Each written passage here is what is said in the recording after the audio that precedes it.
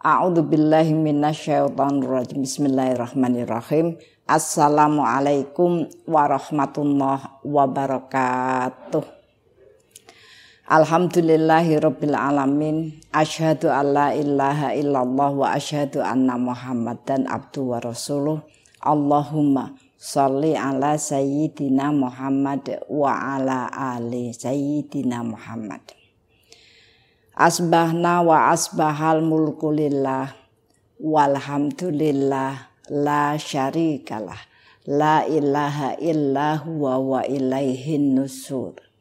Asbahna ala fitratil islam wa kalimatil ikhlas wa ala dini nabiyina Muhammadin sallallahu alaihi wasallam wa ala millati abina Ibrahim hanifa wa ma kana minal musyrikin.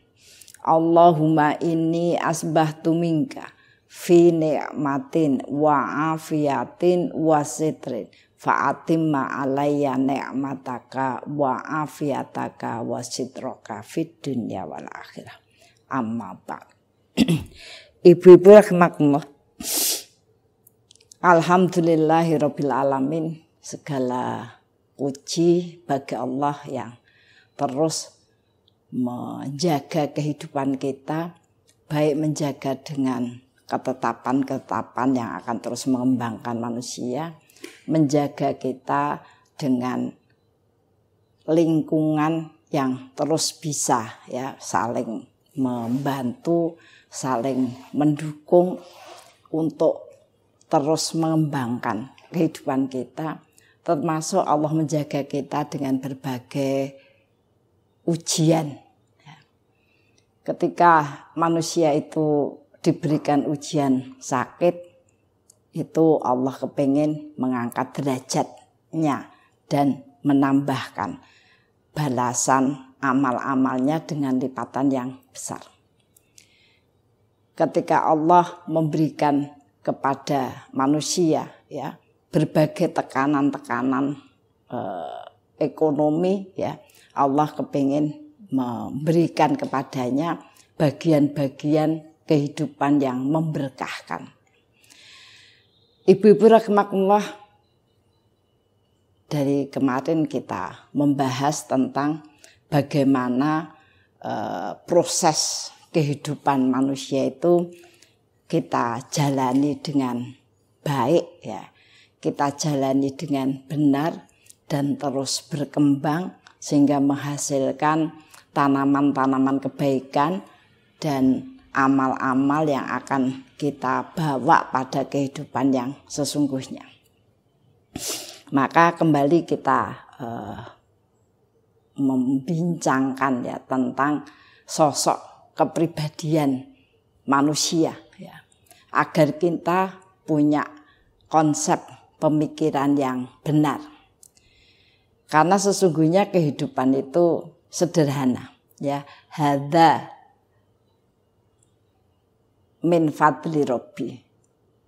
Semua yang diberikan itu datang dari Rabb kita. Hadza siratul mustaqim ya, bahwa sesungguhnya hidup itu ya kita berjalan di garis lurus saja. Jadi sederhana. Tidak ada sesuatu yang membahayakan. Cuma saja kehidupan itu akan menjadi rumit ya, karena kemudian setan memberikan godaan, memalingkan kita ya, dan kita sendiri sibuk dengan berbagai keinginan kehidupan duniawi kita sehingga seolah-olah menjadi rumit. Nah, marikah kita kuatkan konsep kepribadian kita agar kita memahami ketika ada kekeliruan, ketika ada sesuatu yang berbelok, maka kita mampu kembali. Kemarin kita sudah sampaikan bahwa Allah memberikan evaluasi dalam perjalanan kehidupan kita ya, itu agar manusia waspada. Jangan sampai hari-hari kita menjadi hari-hari yang menjalani kerugian-kerugian besar dalam kehidupan. Sehingga kemudian kita baru terkejut ketika Allah sudah menentukan waktu kembali kita dan kita belum berbekal apa-apa. Maka kemarin kita sampaikan apapun yang terjadi dalam kehidupan kita ya, entah itu bentuknya berbagai peristiwa dan Allah berikan ujian yang terus-menerus ya, agar manusia itu selalu kembali ya ketika berpaling. Nah, yang pertama kemarin kita sampaikan bahwa yang paling penting harus kita evaluasi dalam kehidupan kita adalah keyakinan. Ya, keyakinan kita itu selamat. Selamat dari apa? Selamat dari ujian-ujian. Jadi setiap ujian-ujian yang terus-menerus sepanjang masa kehidupan kita, itu yang pertama Allah lihat adalah bagaimana keyakinan, keimanan kita itu tetap kuat. Nah, sehingga keyakinan yang kuat itu yang akan menghasilkan konsistensi amal, ya, amal yang bahkan menguat. Amal yang bisa dilakukan terus-menerus kemudian menguat ya, menjadi magnet kepribadian. Saya ingatkan kembali dalam proses perjalanan kehidupan kita, itu ternyata magnet kepribadianlah yang bekerja lebih dari kemampuan kita ya. Sehingga manusia yang dikatakan lemah ya, manusia yang dikatakan tidak mengetahui ya apa-apa yang akan terjadi ya, itu tertolong oleh magnet ya, kepribadian yang kuat. Karena magnet itu berfungsi untuk mendekatkan kebaikan ya, dan orang baik, menjauhkan kejelekan dan orang jelek, dan mendekatkan atau mengambil rezeki yang berkah. Kemudian yang kedua, proses keimanan, proses keyakinan itu tentu saja akan bisa kita rasakan dalam wujud ya, ibadah yang lurus, ibadah yang benar, sehingga itu mempengaruhi sikap ya, sikap takwa ya, sikap takwa. Dan itu sering diingatkan kepada manusia ya, bahkan seminggu sekali ya Allah wajibkan itu dibaca di sholat-sholat Jumat yang mengumpulkan seluruh muslim sedunia. Ya ayyuhalladzina amanu taqullaha haqqa tuqatih wa la tamutunna illa wa antum muslimun ya. Orang beriman diingatkan untuk bersikap takwa dengan sebenar-benar takwa agar kemudian berakhir dalam keadaan menyerahkan diri, menyerahkan jiwanya. Kenapa? Karena sikap takwa itulah yang akan menurunkan garis-garis langit ya, di samping magnet kepribadian, garis-garis langit lah yang kemudian akan memberikan penjagaan dalam proses kehidupan kita ya. Turunnya rahmat ya, tajamnya basyirah ya. Kemudian Allah berikan, dekatkan dengan jalan-jalan kebaikan yang banyak ya. Sehingga kemudian Allah bahkan jaminkan rezeki ya, untuk bisa backup program-program kebaikan kita ya. Sekarang kita akan berbicara tentang akhlak yang kokoh ya, ada mufasad ya, yang kemudian bisa dilihat cerminan dari keyakinan yang selamat, cerminan dari ibadah yang lurus ya. Tidak karena sesuatu ya, tidak karena masalah. Beribadah itu karena perintah, bukan karena masalah ya. Maka akan terlihat bisa kita rasakan dalam diri kita atau dilihat orang lain, bentuknya adalah akhlak yang kokoh.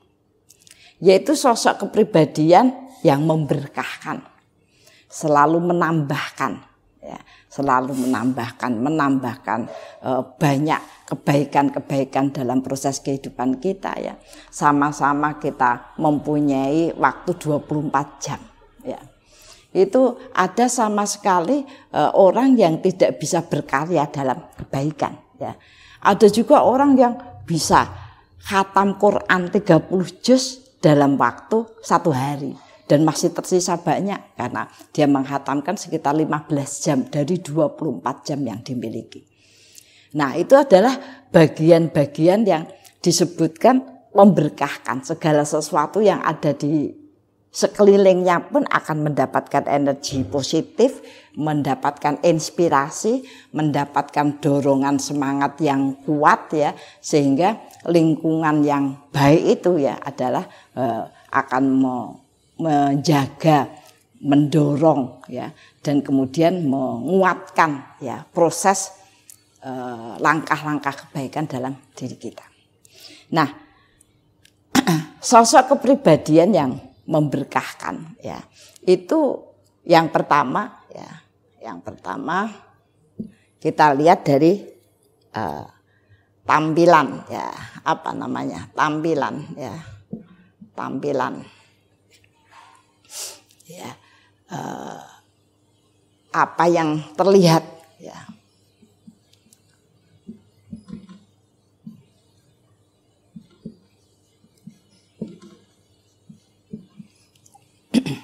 Apa performan ya,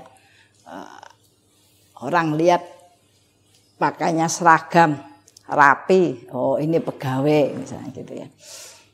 Ada orang yang apa namanya, sosoknya atau tampilannya friendly gitu ya, apa bahasa Jawanya, gerapyak gitu ya, sehingga orang melihat bahwa ini adalah orang yang menyenangkan ya, dan lain sebagainya. Konsep bagaimana seseorang itu dikatakan mempunyai kepribadian yang kokoh ya, itu yang pertama tampilannya ya bermuka berseri.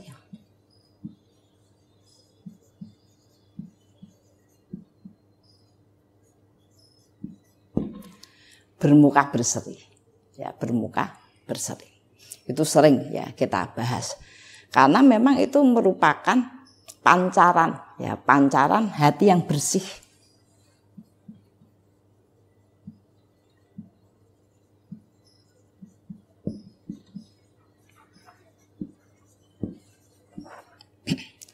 Pancaran hati yang bersih. Dia tidak ada suudzon atau prasangka-prasangka kepada orang lain ya. Kalau dalam bahasa hati yang bersih ya, itu dia selalu menangkap segala sesuatu peristiwa yang tertangkap oleh dia. Itu dia mengatakan hada min fadli robbi. Ini adalah karunia Robku liyabluwani askur am akfur, untuk mengujiku apakah aku bersyukur, menampakkan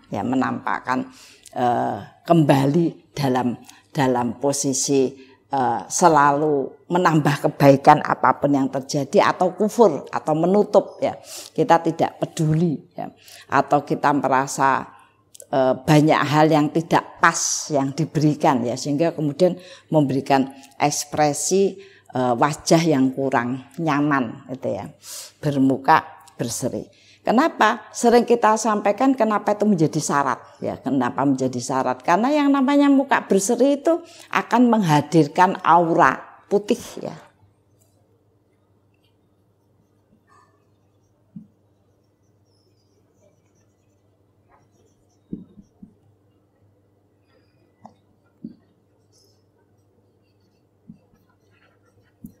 Bersinar putih ya. Itu sudah menjadi bagian yang dicirikan agar muka berseri itu sampai bisa terlihat ke langit, bahkan oleh seluruh makhluk ciptaan Allah ya, kecuali manusia ya. Maka banyak sekali yang disampaikan dalam sebuah hadis itu mengatakan ada seseorang yang membaca Al-Quran di bumi, maka kemudian ada malaikat, lihatlah ada seorang hamba yang sedang membaca Al-Quran. Maka ayo kita ke sana, kita amini doanya dan kita doakan ketika dia berbuat baik ya. Nah, itu langsung nampak pancaran hati itu. Makanya sering saya sampaikan ketika seseorang itu entah dia beramal mungkin lagi bersih-bersih ya, atau kemudian beramal sesuatu, tetapi hatinya itu memang dalam keadaan dalam keadaan gundah, dalam keadaan kalau coro Jawa itu apa, gresula gitu ya. Dia sempit dada gitu ya. Maka tidak muncul, aura itu tidak muncul, sehingga ada angin, ada tumbuhan ya, ada berbagai makhluk yang ada di bumi dan langit itu tidak tahu kalau dia sedang berbuat baik ya. Maka itu menjadi bagian yang harus dilatih ya, harus dilatih agar kita itu menyadari ketika kalau bahasa perempuan ya, ketika kita kerja di rumah, kita bersih-bersih ya, disibukkan dengan segala urusan itu hatinya merasa ya wah alhamdulillah Allah selalu memberikan kepadaku rezeki ya, dan mudah-mudahan Allah gantikan apa-apa yang aku sibukkan, yang aku lakukan itu dengan kebaikan yang banyak, dengan kesabaran, dengan rahmah, hikmah, berkah gitu ya. Nah, sehingga itu menjadi aura positifnya itu ya, itu menjadi sangat kuat ya, sangat kuat. Nah, sehingga kemudian Allah berikan hadiah atau diberikan balasan ya, orang yang bermuka berseri itu disamakan dengan ahlu sedekah ya, disamakan dengan ahli sedekah.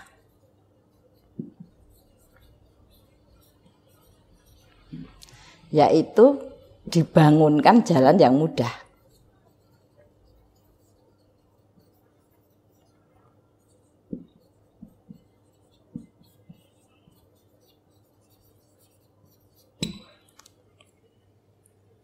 Ya, dibangunkan jalan yang mudah.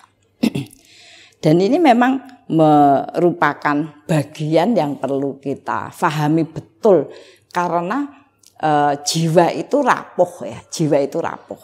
Sehingga kalau kemudian tidak dilatih, tidak diingatkan terus dengan berbagai wirid, dengan berbagai nasihat, maka jiwa itu akan mudah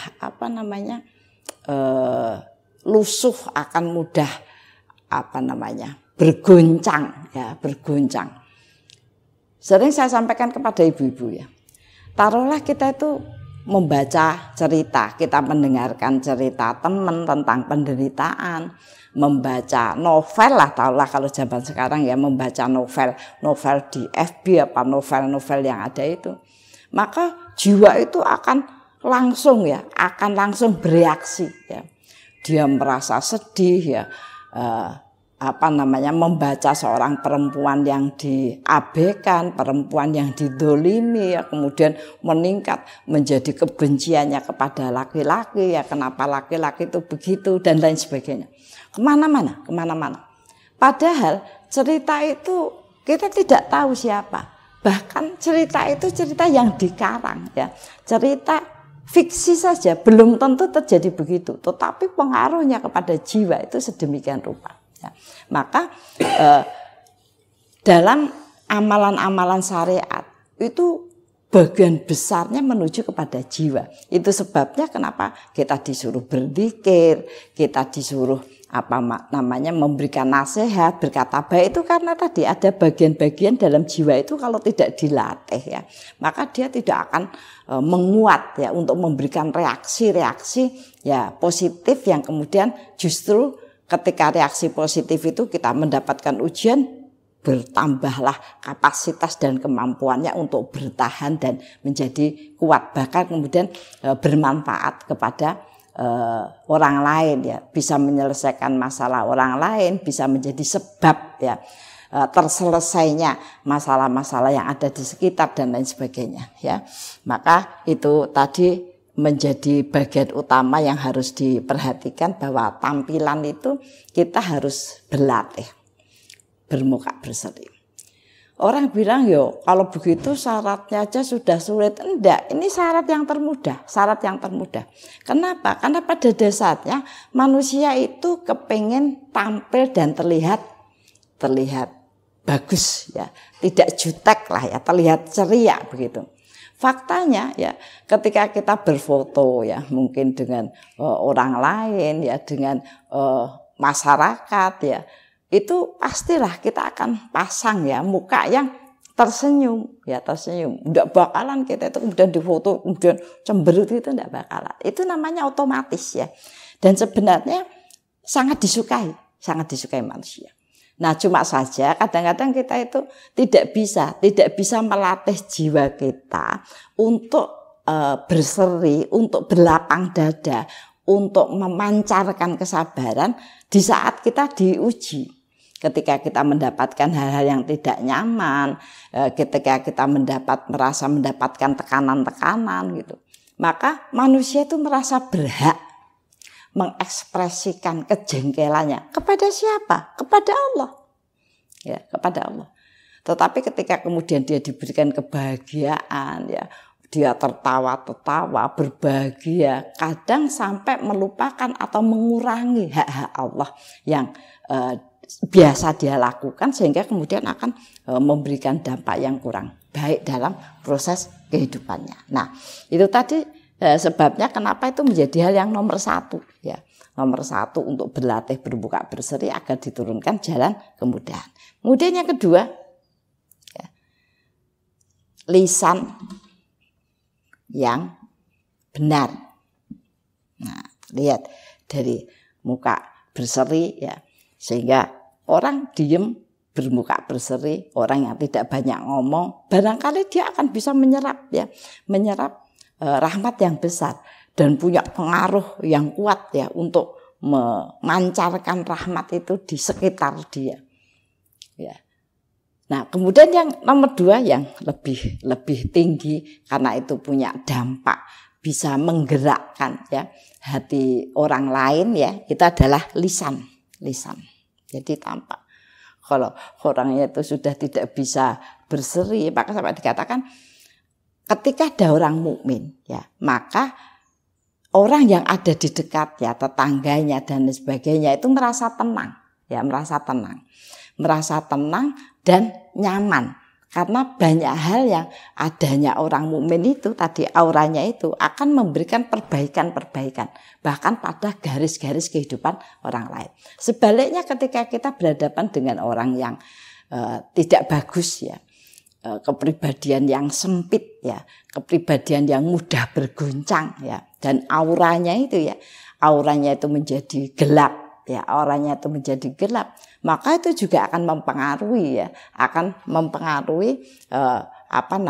lingkungan ya. Bahkan pernah diceritakan ada seseorang yang punya rumah ya, punya pohon yang besar, buahnya banyak di sekitar di situ pohon-pohonan yang subur, dan kemudian dia harus pindah rumah, kemudian dibeli oleh seseorang. Nah, ternyata yang membeli ini itu orang yang jutek lah ya, dia sering teriak-teriak, sering marah, tidak pernah menunjukkan wajah yang berseri ya, auranya negatif. 3 bulan kemudian pohon-pohon itu layu dan mati ya. Segitunya pengaruh proses ya, interaksi kita dengan alam, interaksi kita dengan sesama itu sangat dipengaruhi oleh proses kepribadian seseorang ya. Lisan yang benar, lisan yang baik ya, berhikmah ya. Lisan itu menjadi bagian yang di atas ya, tampilan tadi, karena pengaruh lisan itu sangat besar ya, baik untuk menjadikan kebaikan ketika orang mendengarkan kata-kata kita, nasihat kita ya, kemudian mereka tersentuh menjadi baik ya, maka kebaikan orang tuh semua masuk kita. Sebaliknya ketika kita itu berkata tidak pernah dipikirkan, selalu melukai ya, sengaja membuat seseorang itu emosi ya dan sebagainya ya, maka dampaknya juga akan panjang ya, sehingga itu menjadi bagian yang perlu kita perhatikan, dampak lisan itu. Nah, apa yang diberikan pada orang yang berlatih dengan lisan yang benar dan berhikmah ya, maka dia akan diberikan garis keberuntungan.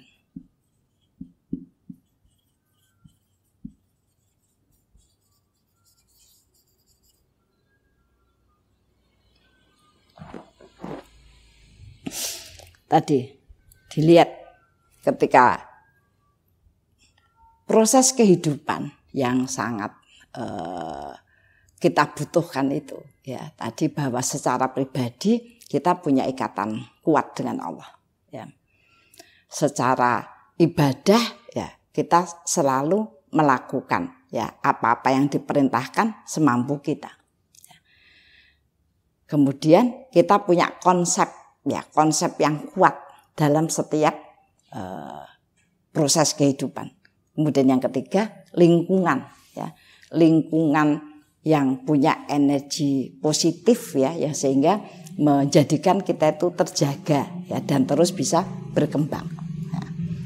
Nah, termasuk tadi ketika kita berdekatan dengan orang-orang yang punya lisan yang kurang bagus, ya, kemudian lisannya menyebabkan banyak luka, ya, tidak menambah ilmu, ya, itu perlu kita pahami bahwa orang ini tidak akan memberkahkan, tidak akan menambah bagi kita, ya. Nah, sehingga kita perlu tahu sekali lagi lingkungan itu sangat menentukan terhadap penjagaan kehidupan kita. Nah, sehingga kita disuruh memilih orang-orang yang punya kekuatan, ya, kekuatan lisan yang baik. Apa contoh lisan yang baik itu, ya? Satu, Al-Qur'an, ya. Dia dekat dengan Quran. Kenapa? Karena Al-Qur'an itu menjadi jaminan, ya. Allah melihat dari laporan malaikat, ya. Allah melihat ketika dia punya konsistensi membaca Quran, punya konsistensi wirid Quran, gitu ya. Itu adalah orang-orang yang diistimewakan, ya, diistimewakan. Kenapa? Karena Quran itu yang akan menjamin, ya, rezeki kita. Jadi sebanyak apa rezeki, hal-hal yang menghidupkan proses kehidupan kita itu dijaminkan, ya tergantung kita, ya. Banyak sekali yang sudah membahas tentang itu, ya, bahwa Al-Qur'an lah, ya, yang akan menjamin. Jadi ketika dari langit terlihat seberapa banyak lesannya itu berdekatan dengan bacaan Quran, maka dia dijaminkan satu huruf itu 10, ya, 10 kebaikan. Itu pada masa biasa. Nanti kalau kemudian kita berhadapan dengan bulan haram, maka dilipatkan 10 kali lipat. Kita berhadapan dengan Ramadan, maka dilipatkan 700 kali lipat. Ketika kita umroh, ya, kita umroh dan haji, maka bisa dilipatkan 1000 sampai ratusan ribu, ya, ratus ribu. Nah, sehingga sangat-sangat jelas, ya, petunjuk yang Allah berikan kepada kita tentang konsistensi amal, tentang kebiasaan yang baik. Karena kebiasaan yang baik itulah yang ternyata akan selalu meningkatkan derajat kita, selalu menjaminkan kebutuhan kita tanpa terasa. Dan itu hadiah. Bulan haram itu hadiah untuk orang yang punya kebiasaan baik, karena seluruhnya meningkat. Apalagi bulan Ramadan, ya, apalagi kemudian kita umroh dan haji. Maka andalan sampai dikatakan perintah umroh yang hanya Rasul melaksanakan 2 kali, satu bersama haji, satunya umroh sendirian, ya, itu sudah cukup untuk dipakai sebagai tawasul, dipakai untuk menolong proses kehidupan kita fid dunya wal akhirat, ya. Asal, ya, tadi proses kebiasaan yang kita bawa dari kehidupan kita sehari-hari itu dilipatkan, ya, sehingga sangat nampak keberhasilan umroh dan haji itu pada lisan yang diarahkan ketat, ya. Mumpung umroh, mumpung haji 10 hari itu semua, ya, dimaksimalkan. Maka kalau dalam bahasa sehari-hari kita terbiasa baca 1 juz, ya, Allah berikan kesempatan umroh itu bisa 10 juz dalam sehari, sebelum sholat, sesudah sholat 5 waktu itu saja sudah memberikan 10 juz. Keberhasilan itu letaknya di sana, di lisan, bukan dari apa yang kita lakukan, di lisan, ya, lisan. Jadi 1 Al-Qur'an, 2 hadis sebagai nasihat, ya. Apa-apa yang dilakukan Rasul, disampaikan oleh Rasul, karena semua benar, ya semua benar. Sehingga itu memberikan Allah sampai memberikan kepada kita hadiah cinta, ya. Ketika kita punya perhatian besar pada apa-apa yang kita menirukan, ya, ittiba kepada Rasul, ya, karena Rasul itu qudwah, yaitu harus diikuti, tidak sekedar uswah hasanah, itu qudwah. Ya, apapun yang beliau lakukan tuh harus diikuti karena itu menjadi rahasia besar dalam proses kehidupan. Kemudian yang ketiga, kita berzikir, ya, wirid, ya. Itu juga bagian karya lisan yang menjaminkan kita, ya. Sudah saya sampaikan, misalnya sebuah kalimat, kalau seseorang itu punya tabungan tasbih yang banyak, maka dimudahkan untuk lapang dada. Kalau orang itu punya tabungan tahmid, ya, hamdalah yang banyak, maka dia akan diberikan kekuatan untuk selalu menikmati dan ditambah kenikmatan dan lain sebagainya. Sehingga itu memang benar-benar modal, ya, modal yang kita tabungkan, ya, investasi, ya, investasi pasif yang akan menjaminkan kehidupan kita, ya, memakmurkan kehidupan kita fid dunya wal akhirat, ya. Kemudian ada ilmu, ya, kemudian ada kata-kata yang bermanfaat, ya. Nah, bagian-bagian lisan itu semua pastikan lisan kita adalah bagian yang punya peran kemanfaatan bagi orang lain. Maka kemudian Allah berikan garis keberuntungan. Jadi kalau kita kepingin mendapatkan suasana, melihat orang yang punya hikmah, banyak keberuntungan, punya inspirasi, dekatlah orang yang berlisan baik, ya. Kemudian yang ketiga, suka menolong, suka beramal, suka menolong.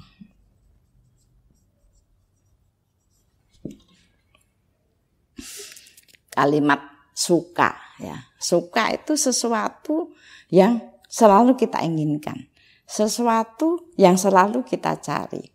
Bahkan ketika kemudian tidak ada, kita akan melakukan tindakan-tindakan lebih untuk mencarinya. Nah, sering saya contohkan, ada seseorang tuh suka bakso.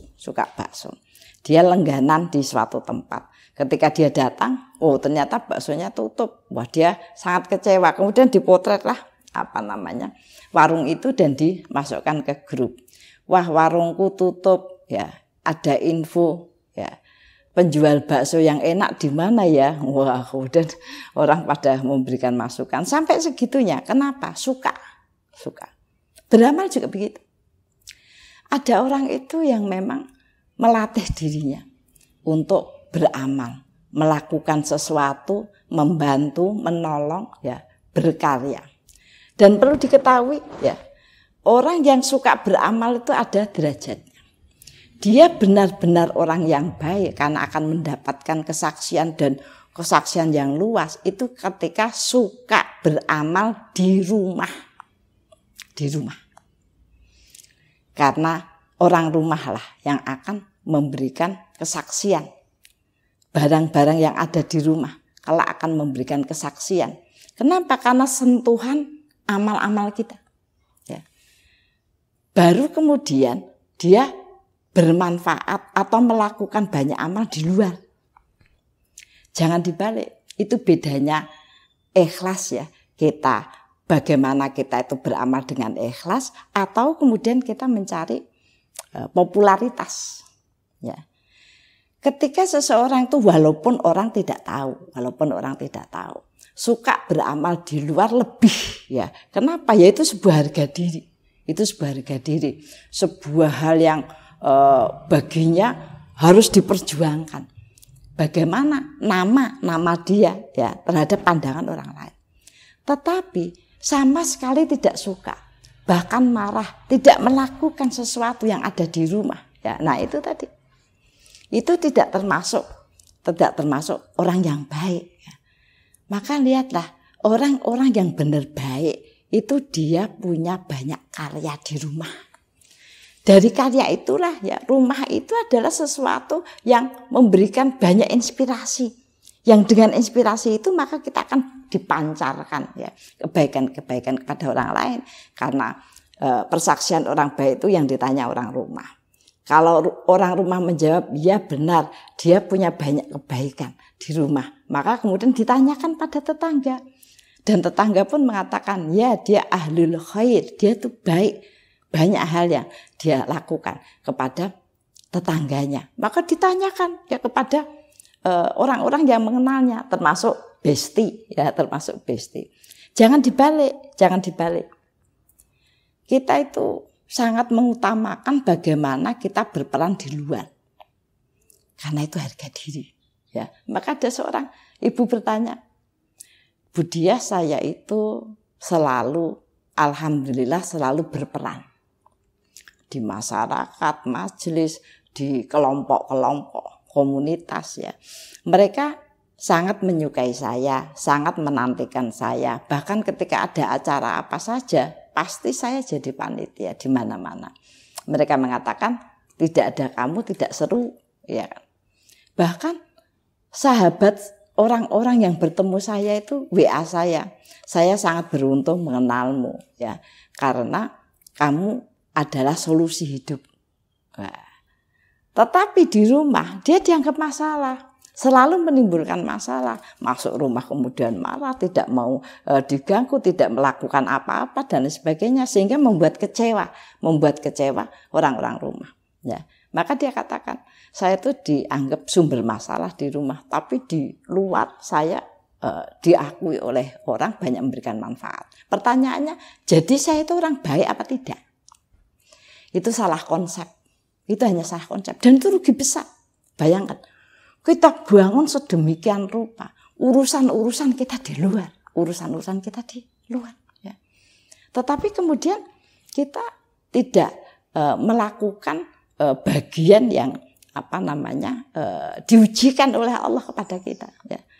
Bahkan yang namanya suka beramal itu ketika apa ya yang bisa saya kerjakan, sudah mengerjakan ini, kemudian mengerjakan yang lain dan lain sebagainya. Tidak nunggu disuruh, ya.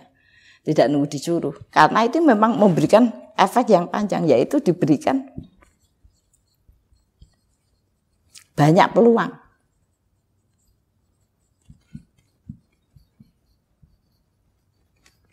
Banyak peluang. Ya. Waladina jahadu fina lanahdiyanahum subulana. Innallaha lama'al muhsinin. Ya. Orang yang bersungguh-sungguh melakukan banyak hal kebaikan, dia suka, ya, maka dia akan diberikan banyak jalan, banyak peluang. Peluang apa saja? Peluang yang berhubungan dengan kebaikan, peluang yang berhubungan dengan rezeki, peluang yang berhubungan dengan pergaulan, ya banyak hal.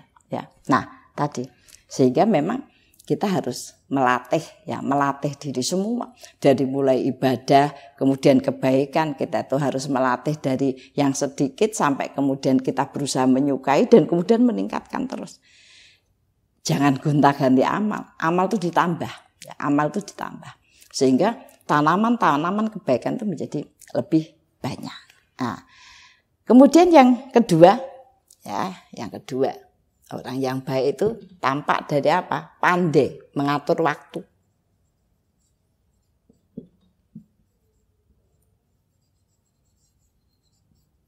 Mengatur waktu. Ya, dalam bahasa kerennya produktif.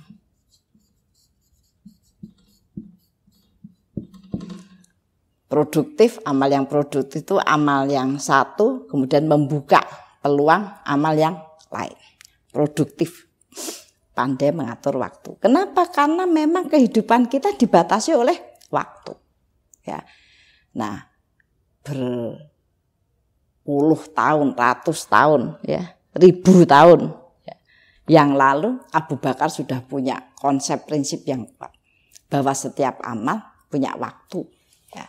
Sehingga jangan sampai waktu itu hilang, sehingga amalnya menjadi hilang juga. Ya. Sudah saya katakan berkali-kali dalam konsep konsistensi amal itu, bahwa setiap orang harus punya konsep ya. Amal-amal yang dilakukan itu punya waktu yang sama. Kalau toh kemudian suatu saat kita itu dilatih ya, diuji oleh Allah, kehilangan waktu itu ya karena hal-hal yang sifatnya syar'i gitu ya, maka pahalanya tetap sama. Contoh gini, kita tuh menempatkan waktu antara maghrib sampai isya itu untuk membaca Quran ya. Terus kita lakukan terus, entah sedikit atau entah banyak, jangan sampai lepaskan waktu itu. Nah suatu saat ada tetangga mengetuk pintu ya dan minta tolong ya, karena di rumahnya entah ada orang sakit atau apa dan sebagainya yang harus kita lakukan saat itu, ujian itu. Maka kita harus ke sana karena sosial itu menjadi lebih penting dari apa-apa yang kita lakukan. Dan Allah ternyata tetap memberi pahala yang sama. Nah, sehingga itu yang perlu kita pahami, bahwa dalam proses mengatur waktu itu harus satu hari sama dengan titik-titik amal itu selalu bertambah. Makanya harus ada evaluasi ya. Kita centang atau kita tandai, oh amal ini sudah dilakukan, ini sudah dilakukan. Kenapa? Kalau kemudian kita tinggalkan amal-amal yang terjadwal ya, itu namanya kita membangun kerugian ya. Maka Allah melihat orang ini sangat merugikan ya. Tidak mungkin Allah tambahkan modal, tidak mungkin Allah Allah akan uji sampai kembali kehidupannya teratur.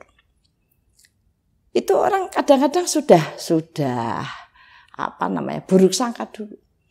Berarti kita nggak boleh ngapa-ngapa, hidup kita hanya ibadah, hidup kita hanya baca Quran.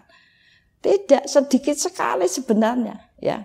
Maka ulama sampai memberikan penataan dalam kehidupan kita, selamatkan amal di 4 waktu, sebelum subuh, sesudah subuh, sebelum maghrib, sesudah maghrib. Kalau itu dilakukan, diatur waktunya dengan baik, maka hidup kita akan terjaga, terselamatkan, terkembangkan. Ya, nah itu adalah bagian-bagian yang perlu kemudian kita lakukan ya, agar kita memberikan sebuah inspirasi, memberikan sebuah inspirasi kebaikan, bahkan kemudian bisa membuat sebuah karya yang akan diingat oleh generasi-generasi berikutnya, walaupun kemudian kita sudah tidak ada. Dan ini tidak ada penawaran ya, sampai sholat itu diberikan bagian waktu ya, kemudian ada Ramadan itu juga ada waktunya ya, bahkan sholat Jumat bagi bapak-bapak itu tidak pakai persetujuan, ditentukan Jumat untuk sholat Jumat ya, seluruh dunia ya. Itu waktu. Dan kalau misalnya nih ada laki-laki sampai tidak sempat sholat Jumat misalnya, itu udah rusak, itu menandakan bahwa tidak produktif. Itu ya seminggu sekali. Maka sampai dikatakan kalau orang itu rajin ya, dia sholat 5 waktu, kemudian dia berzikir, dia membaca Quran, dia mendoakan orang lain, melakukan amal-amal, dia sangat produktif ya, sangat produktif. Dan itu yang kemudian akan memberikan kepadanya keberkahan ya, keberkahan.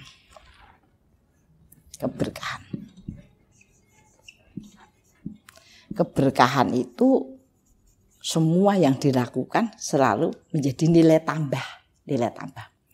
Apa saja, sama-sama orang mengerjakan rumah ya.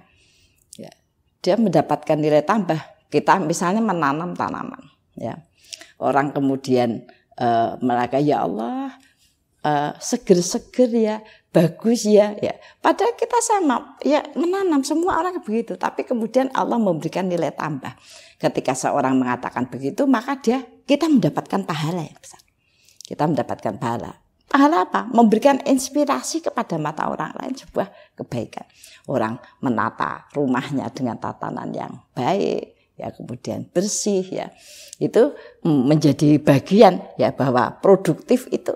Jadi itu jelas butuh mengatur waktu. Jangan sampai kehidupan kita itu dari hari ke hari tambah kacau gitu ya, tambah kacau. Kemudian yang terakhir adalah menanam kebaikan.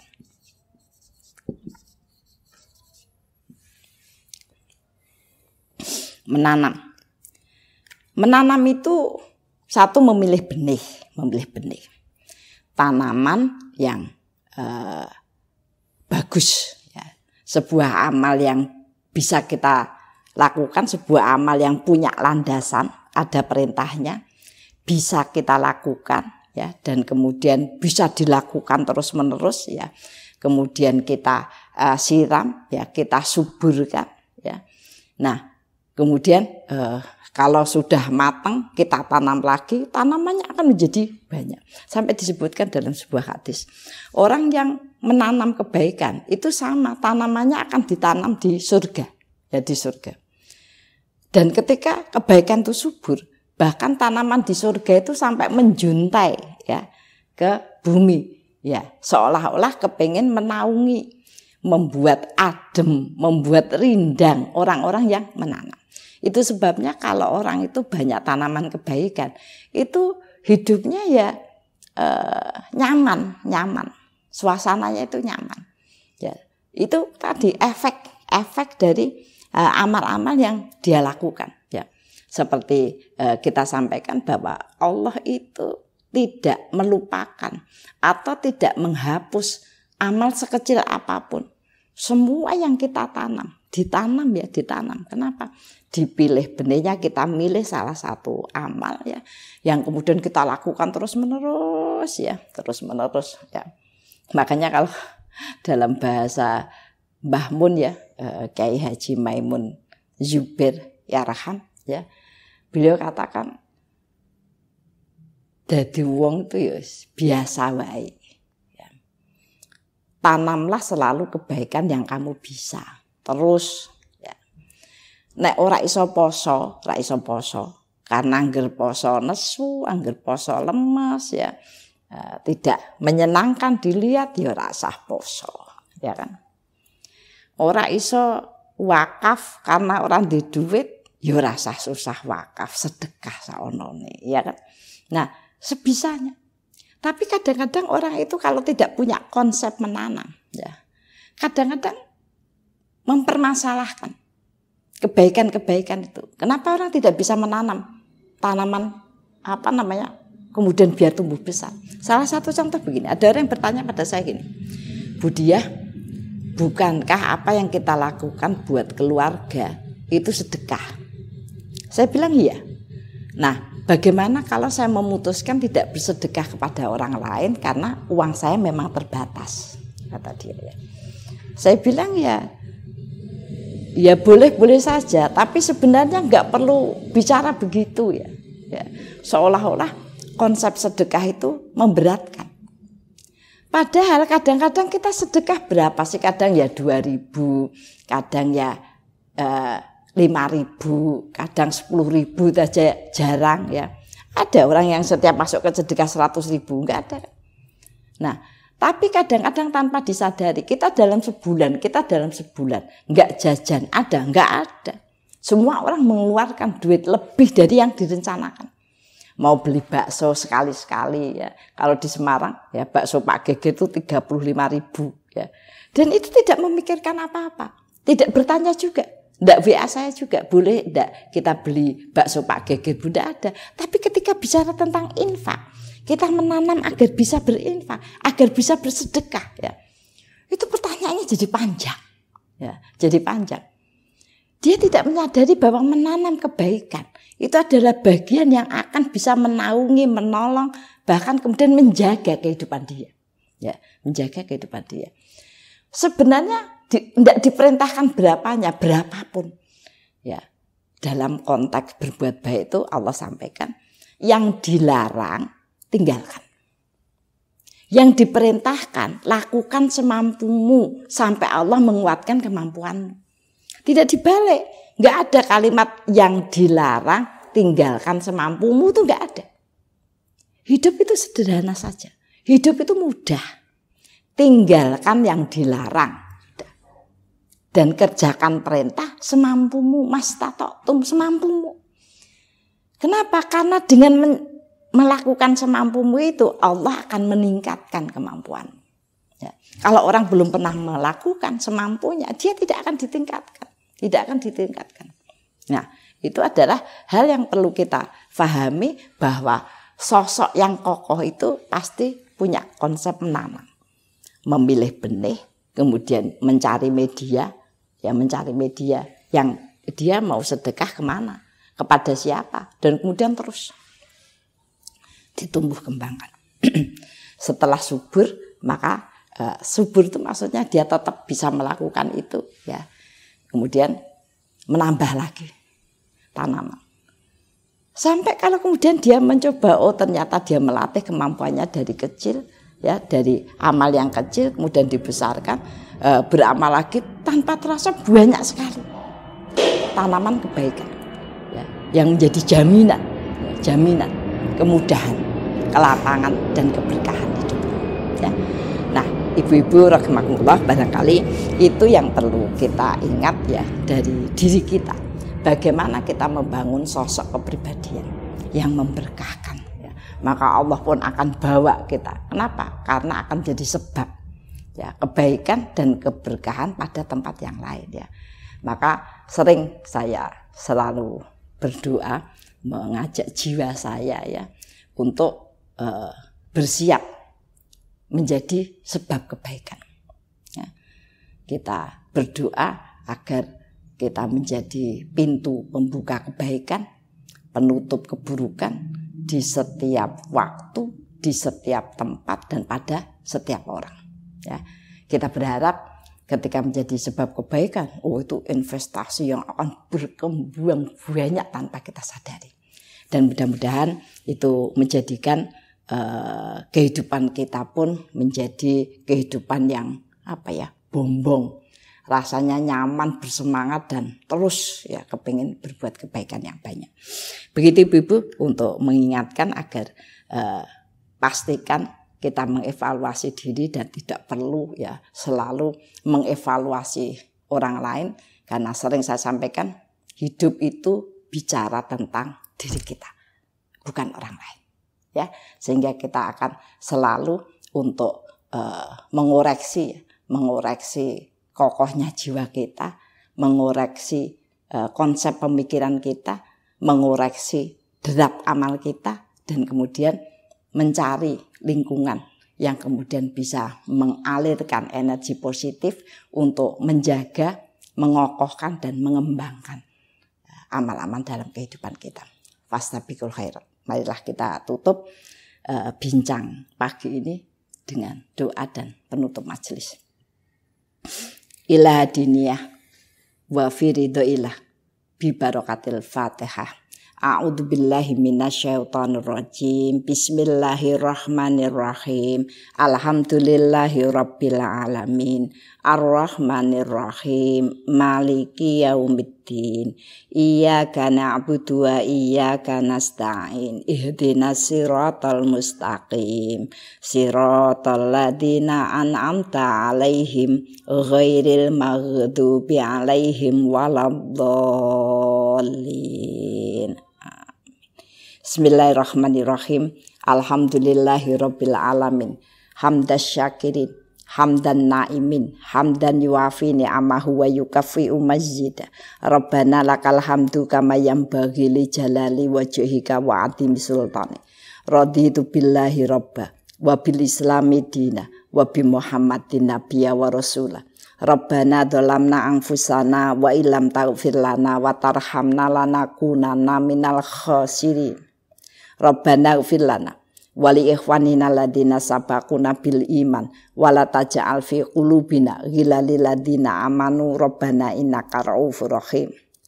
Rabbana la tuzigh qulubana ba'da idh hadaitana wa hab lana min ladunka rahmah innaka antal wahhab rabbana hab lana min azwajina wa dzurriyyatina qurrata a'yun waj'alna lil muttaqina imama rabbi firli wali walidayya warhamhuma kama rabbayani shaghira Allahumma inna nas'alukal huda wa tuqa wal afafa wal ghina Allahumma inna nas'aluka salamatan fid din wa afiatan fi jasad wa ziyadatan fil ilmi wa barakatan fi rizqi wa taubatan qoblal maut wa rahmatan indal maut wa maghfiratan ba'dal maut Allahumma hawin alaina fi sakaratil maut wa najata minan nar wa afaindal hisab Allahumma inna nas'aluka ilman nafi'an wa rizqan thayyiban wa amalan mutaqabbalan Allahumma inna nas'aluka sabata fil amrina wa nas'aluka azimata rusdi wa nas'aluka syukra ni'mataka wa husna ibadatika wa nas'aluka lisanan shadiqan wa qalban salima wa khuluqan mustaqima wa na'udzubika min syarri ma ta'lam wa nas'aluka min khairi ma ta'lam wa nastaghfiruka mimma ta'lam innaka antal alamul ghuyub Allahumma ja'alna muqimas shalah wa min dzurriyyatina Allahumma ja'alna mafatihal khair wa maghliqa syarri fi kulli zaman wa makan wa ma'kul insan Allahumma ja'alna minal ladina idza ahsanu istabshiru wa idza sa'u istaghfaru Allahumma ja'alna fi musibatina ajran katsira wa sabrun wa rahmah wa hikmah wa barakah Rabbana atina min ladunka rahmah wa hayyi lana min amrina tasada Rabbana atina fid dunya hasanah wa fil akhirati hasanah wa qina adzabannar subhana rabbika rabbil izzati amma yasifun wa salamun ala mursalin walhamdulillahi rabbil alamin.